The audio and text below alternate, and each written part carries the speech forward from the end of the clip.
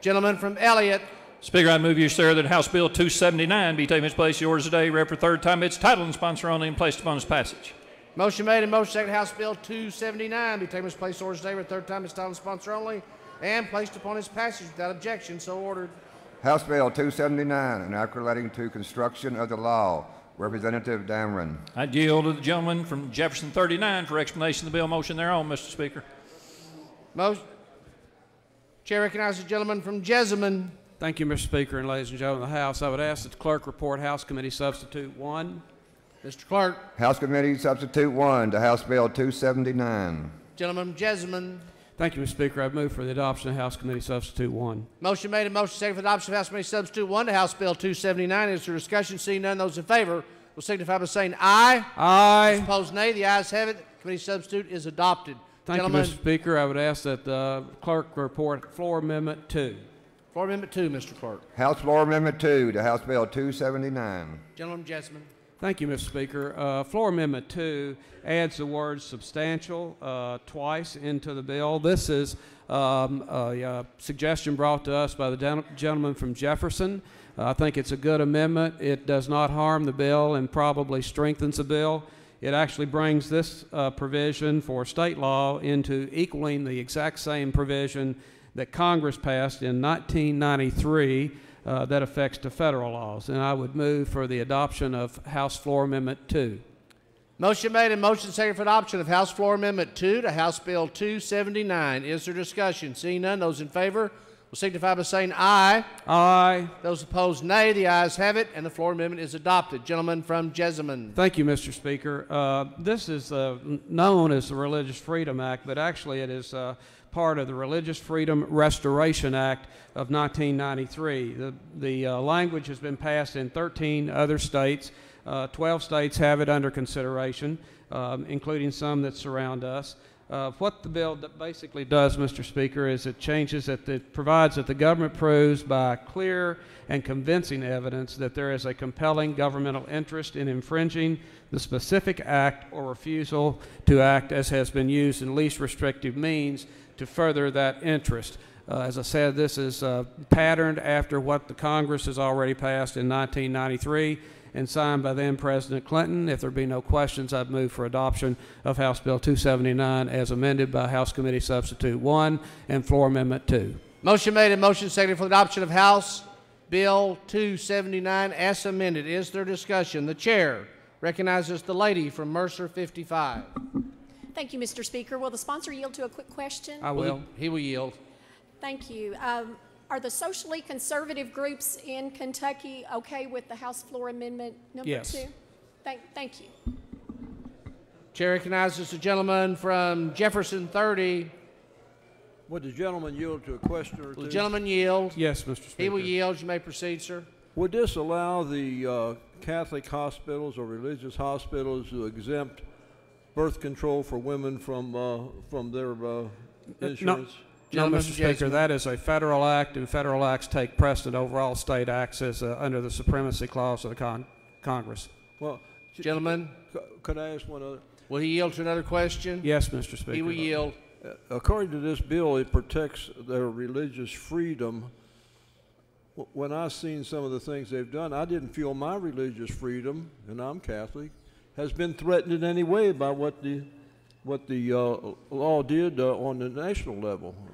Can you answer that? Where's my religious freedom sacrificed anywhere in this? Gentleman from Jessamine. I wouldn't hope to yield an opinion based on a legal discussion at the federal level, Mr. Speaker, but this bill does not affect federal law, and any federal edicts that come down to the state does not affect us one way or the other. Questions on adoption of House Bill 279 as amended. The chair recognizes the lady from Fayette 75. Thank you, Mr. Speaker. May I please ask a question of the gentleman from Jessamine? Will the gentleman yield? Yes, Mr. Speaker. He will yield. Yes, would the gentleman be so kind as to name some of the other 13 states that have passed this bill since 1993? Gentleman from Jessamine. Yes, sir.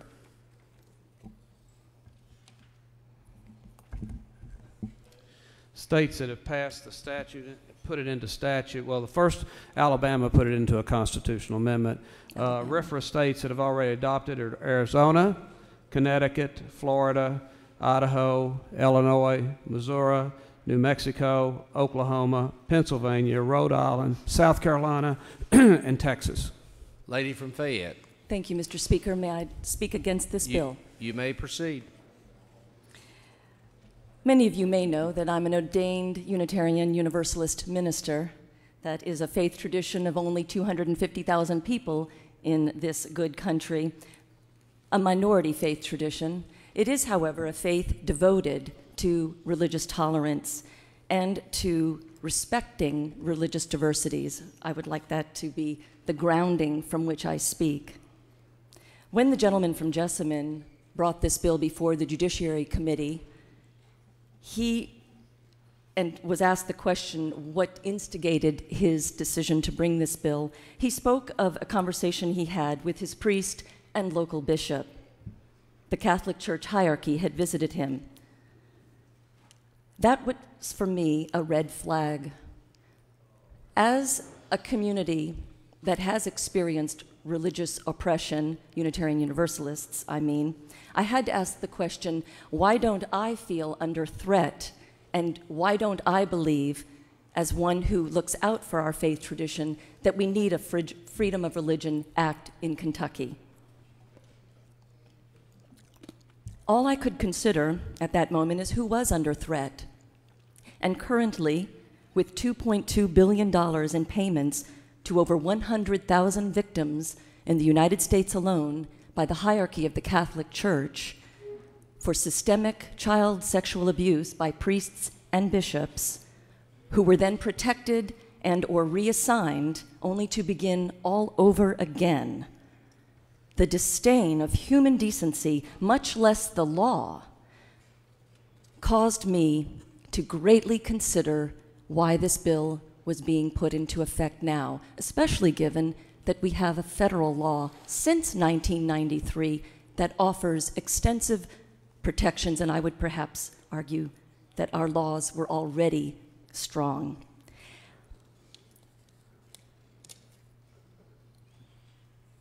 Given that the church is still reeling from this moral and criminal crisis, I, for one, am going to vote no on this bill because I want the people of this state who have been victims to know that we have their back, and I will let nothing stand in the way of insisting that the law keeps their back the rest of the way toward justice, healing, and wholeness for all involved.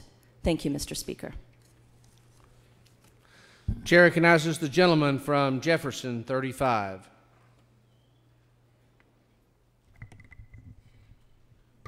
Thank you, Mr. Speaker. Would the sponsor yield to a question? The gentleman yield, he will yield. Gentlemen, can you tell us why we need this if we have a federal law? Why does the Commonwealth of Kentucky need this law? What example could you give where? The courts have ruled that the federal statute only applies to federal laws. Therefore, states are required to sponsor and pass this and put it into their state laws.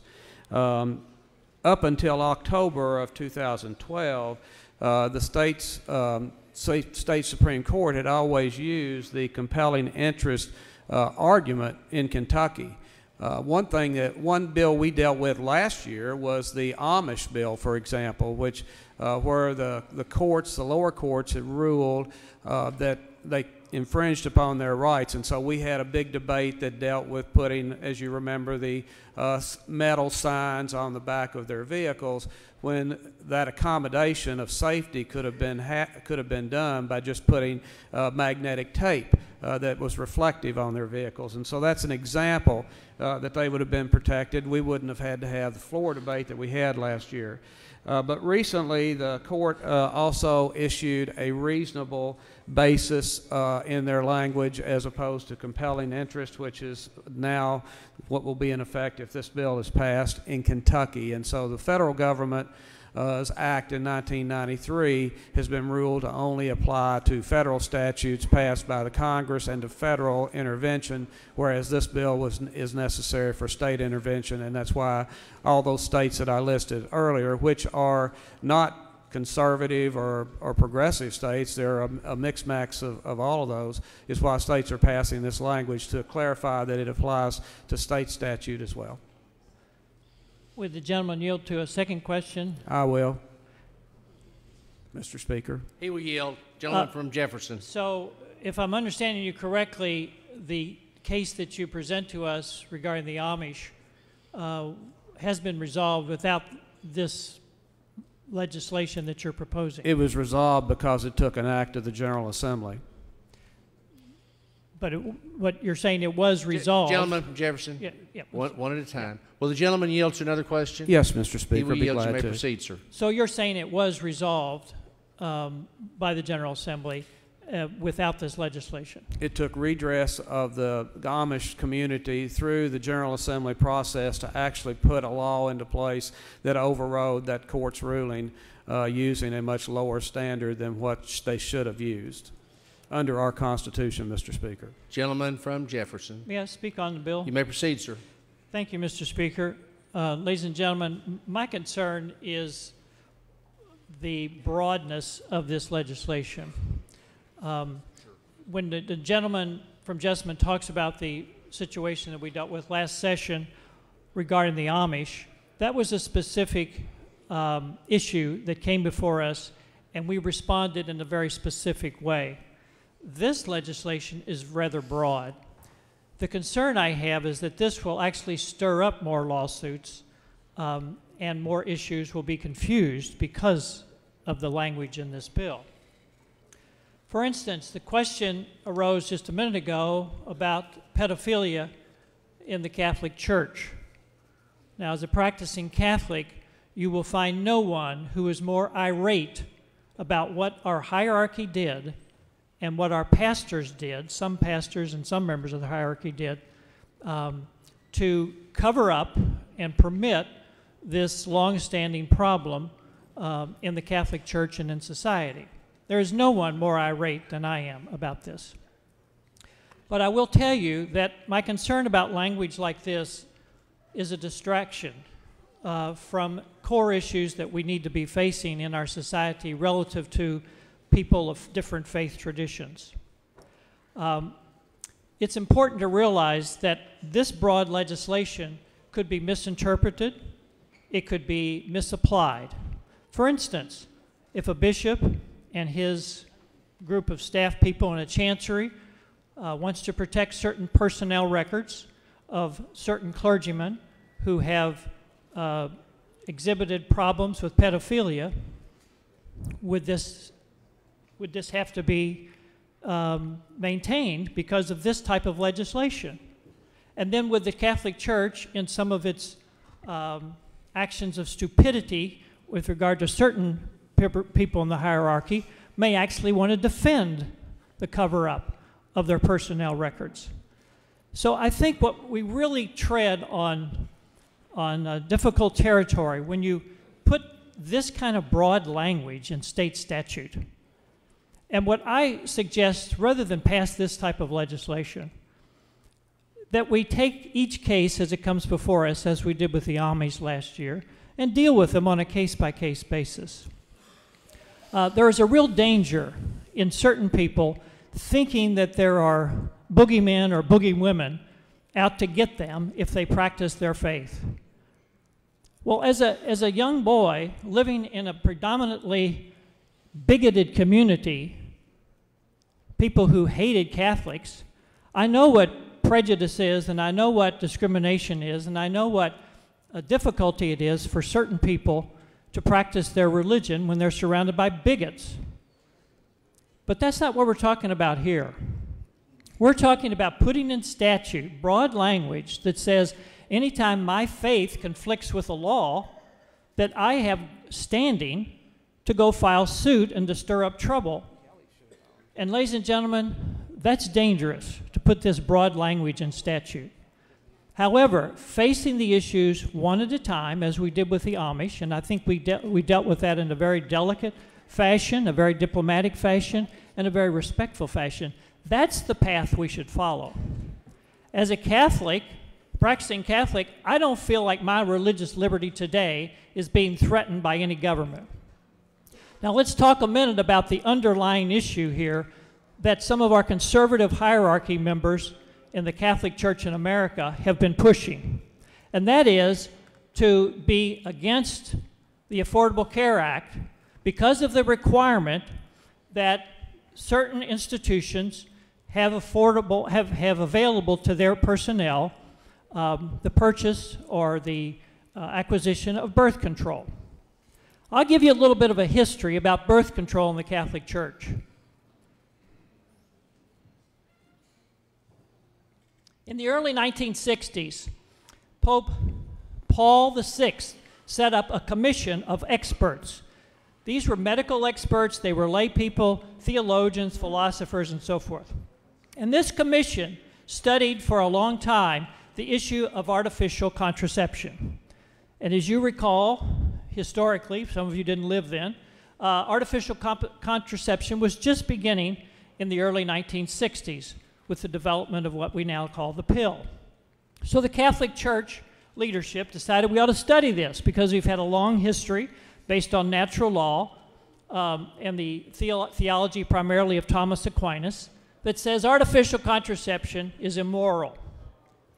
The commission came up with the decision that artificial contraception should be allowed within the Catholic membership.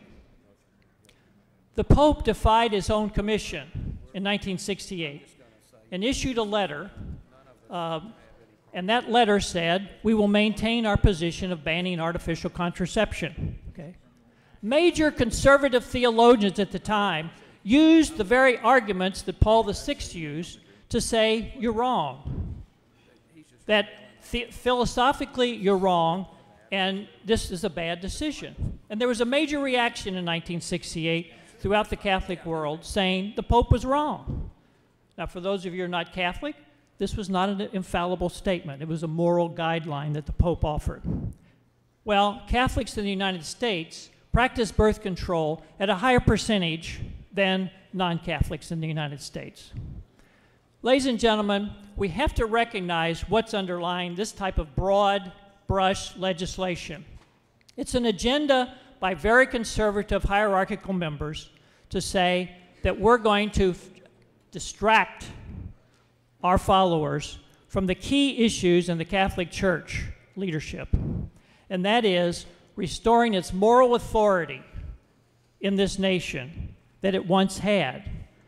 Catholic hierarchy used to be guiding lights, but since the pedophilia scandal of 10 years ago, that light has diminished. And ladies and gentlemen, I'm not going to fall for this distraction. And I want you, as people of conscience and people of intellect, to recognize this type of legislation is coming from the far right within the Catholic hierarchy.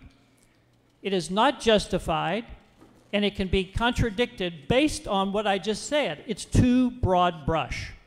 And yet, if there is an issue of religious liberty that we have to face, we do it boldly and with clear minds like we did last year with the Amish. So, ladies and gentlemen, I strongly urge you to defeat this legislation. Chair recognizes the lady from Jefferson 34 to speak on the bill. Thank you, Mr. Speaker. I would like to speak in opposition of this legislation. I think the impetus for this so-called religious freedom bill is twofold. And I couldn't agree more with the gentleman from Jefferson 35. I believe it is an attempt to further cover up their continuing sex abuse and pedophilia and to hide their records, as the lady from Fayette said, of the $2.2 billion so far they have paid out, because recently, I believe it was the cardinal that had to resign from Great Britain over this very issue. They are scurrying around trying to pass legislation of this nature and I truly believe it is to continue to deny access to cover up, to the transparency that this country and these victims deserve. And I think it goes all the way to the top. My own sister-in-law was a victim of sex abuse when she was 6 years old in her first communion dress. And that was covered up, and she went to them, and they offered her $500 for therapy. They didn't deny it, but they had moved this fella around at least 4 or 5 times. And she finally had a redress in the courts several years ago. And this happened in Louisville, Kentucky. Now, more and more cases are coming out. We thought it was all over, but you read about it every day in the paper of the hierarchy covering up and moving priests around.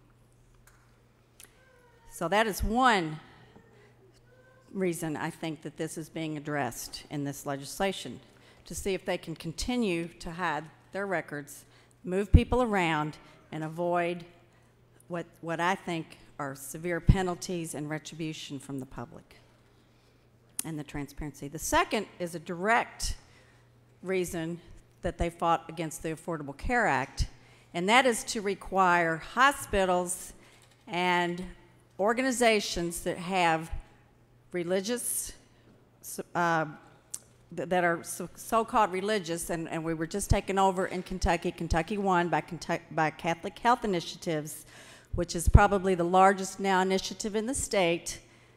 And this, I believe, will have an impact on those employees in those hospitals that are not Catholic, and these hospitals that are receiving Medicare and Medicaid public funding from our tax dollars to be able to have health insurance policies that will forbid their employees from getting a birth control prescription. And that's what this is about. Employees that are working as nursing assistants, that are working in the cafeteria, probably making $18,000, $20,000 a year, that are trying to prevent an unintended pregnancy, but will not be able to afford a prescription for birth control. But let me tell you, I'm sure they can get their Viagra prescriptions covered and their Cialis prescriptions covered. I'm sure those are going to be just fine. But this will be about women that do not have access to birth control unless their insurance covers it. And that will be the first thing that this bill will do if it's passed. I plan to vote against it because I think there's way more in here than what meets the eye. Religious freedom sounds so mom and apple pie, but when you look at the content and the context of where this is coming from, I again believe it has a twofold message to our constituents, and I'm going to vote no. Thank you, Mr. Speaker. Chair recognizes the gentleman from Kenton, 64. Speaker, I'd like to speak in favor of the bill. May proceed, sir. Mr. Speaker, ladies and gentlemen, this is not a distraction. This is a very important bill. We're talking about the right to freely exercise our religious beliefs, which is guaranteed by the First Amendment to the Constitution of the United States. It is also addressed in Section 5 of the Kentucky Constitution. It's just as important as the right to free speech, guaranteed in the First Amendment, and the right to bear arms, guaranteed in the Second Amendment. But as Kentuckians, our rights, our freedom to freely exercise those rights, was severely damaged by the ruling of the Kentucky Supreme Court last October. The gentleman, the sponsor, discussed that in presenting this bill. Up until then, the standard in Kentucky was the same as the rest of the United States as for federal laws, and that was that it's called the strict scrutiny standard. In other words, for legislation that interferes with a person's religious rights, for that to be upheld, the state has to have a compelling interest, and the state has to use the least restrictive means to accomplish that purpose. Last October, the Kentucky Supreme Court abandoned that standard, which had always been the standard in Kentucky, and instead adopted the rational basis standard, that a law is okay, even if it interferes with your right to exercise your religion. It's okay if it has a rational basis. Well, in his dissenting opinion, Justice Will T. Scott wisely pointed out and observed that a rational basis standard renders the free exercise of religion guarantee meaningless. It makes it meaningless because any law that we pass up here has some rational basis, or at least we hope so, or we wouldn't be voting for it. So Justice Scott challenged the legislature, he challenged us to act to ensure religious freedom. He said we need to reestablish in the statutes the strict scrutiny standard, which was the case law up until last October. It's the same as the federal statute, which was signed into law, as the sponsor pointed out, was signed into law by President Clinton. And that is the federal law. It doesn't apply to state statutes because there's a United States Supreme Court decision saying that that statute only applied to federal statutes. So if we pass this legislation, all we're doing is restoring the law to the way it was before last October, to say if the General Assembly passes a law, or any body in Kentucky passes a law that interferes with someone's religious rights, that law there has to be a compelling state interest for that law, and it must be the least restrictive that it can be to accomplish what we want to do without interfering with a person's religious beliefs. Ladies and gentlemen, for the protection of our citizens' right to freely exercise their religious beliefs, we must pass this important legislation. Thank you.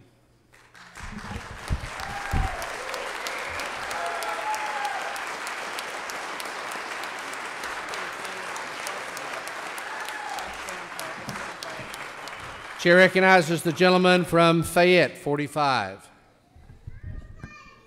Thank you, Mr. Speaker. I'd like to speak on the bill. You may proceed. Mr. Speaker, ladies and gentlemen of the House, this is an important piece of legislation. It's an important bill, more so now than in any time I can remember in what used to be a free America. We've heard a lot of discussions today that's tried to take the focus off what this bill is really about. Lady from Jefferson, my heart breaks for what happened to your sister. That should have never happened. All the things that have happened in the Catholic Church shouldn't have happened. But this bill does not grant immunity to one priest that committed one crime against one child anywhere in this country or in this state.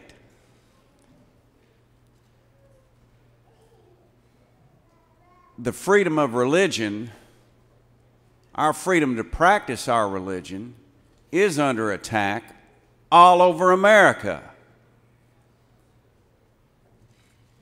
And it's come under attack here in Kentucky. Now, I'm going to support this piece of legislation, even though I was not contacted by a priest with some plan all the way from the top to support it. In fact, I've been contacted by Protestants, Baptists, Methodists, all kinds of good people, Pentecostals. The whole Church of Christ, the whole body of Christ should be supportive of this if we want to be free Americans, to support our right to worship the way we see fit. The gentleman from Jefferson 35 brought up the issue of whether or not we needed to put this into statute. And I agree with him. We shouldn't have to put this bill into statute. We have in the Constitution constitutional rights. So much so, it's part of the First Amendment of the United States Constitution. It's part of the preamble to the Kentucky Constitution. It's part of Section 1 of the Bill of Rights of the Kentucky Constitution. We shouldn't have to put this into statute, But what we've all witnessed over the last few years, and particularly the last couple of years, is an attack on our right to practice our religion the way we see fit by government. We're not talking about some individual attacking we're talking about government at all levels. And what this bill would do, I would hope, would deter the government at all levels from attacking your right to worship the way you see fit.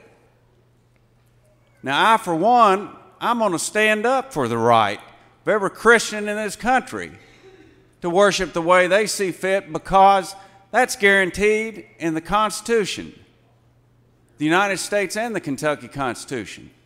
And those laws came from God Himself. And if you don't believe it, read the documents. And I, for one, I don't know about the rest of you, but I support mom and apple pie and God in this country.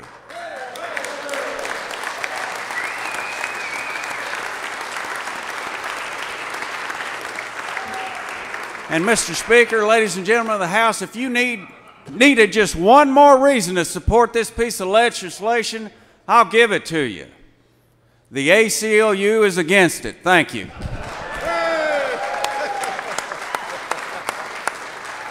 Chair recognizes the gentleman from Muhlenberg, 15. Mr. Speaker, I think the gentleman from Kenton explained the law and why we are here on this issue. We had the issue of the Amish and the triangular reflective device which transportation required be displayed on all slow-moving vehicles, including the Amish horse-drawn vehicles. It was a religious freedom case, ultimately. The Supreme Court changed the standard of review. That's what this is about. It does not protect against criminal acts, pedophilia. It does not shield pedophilia. It simply says if a law is interpreted in Kentucky before the courts, they use the strict scrutiny basis for interpreting a tougher standard when dealing with religious practices rather than a rational basis, which if there is something justifying an outcome under an interpretation of a law, the court upholds it. The dissent, as noted by the gentleman from Kenton, correctly states the issue. How do you want statutes involving possibly acts of religious freedom, the Amish, or otherwise be interpreted? The bill simply restores the standard of interpretation back to what it was prior to October of last year. Chair recognizes the lady from Boone, 66. Thank you, Mr. Speaker. To address the body and in support of this piece of legislation. First of all, you can read the little blue book, which puts all our face in the little blue book usually, and you probably would know that I am Catholic. And I want to thank the gentleman, first of all, from Jefferson for that distorted view of Humani Vitae. I'll invite you to read the document. But that's not why we're here today, to talk about any precepts of any one of our faiths, whether you are Catholic or whether we're Jewish or whether Christian or Baptist or Church of Christ or any place that you choose to walk in the doors of to worship God and to express your faith.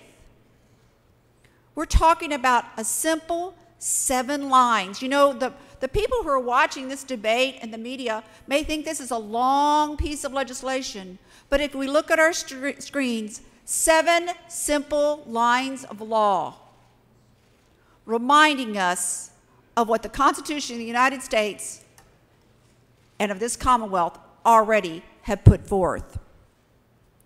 And within those 7 lines, it also reminds us that if the state or government has a compelling interest, it may act.